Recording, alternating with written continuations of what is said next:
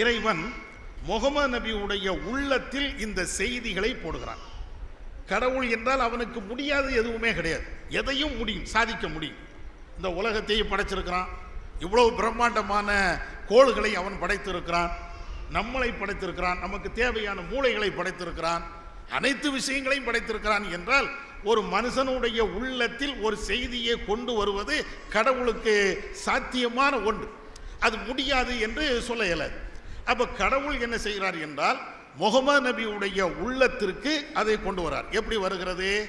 ஜிப்ரீல் என்ற ஒரு வானவர், கடவுள் என்ற இறைவன் அல்லாஹ்ட்ட இருந்து ஜிப்ரீல் என்ற ஒரு வானவர், அவர் மூலமாக நேரடியாக முகமது நபிக்கு வாய் வழியாக சொல்லப்படுகிறது.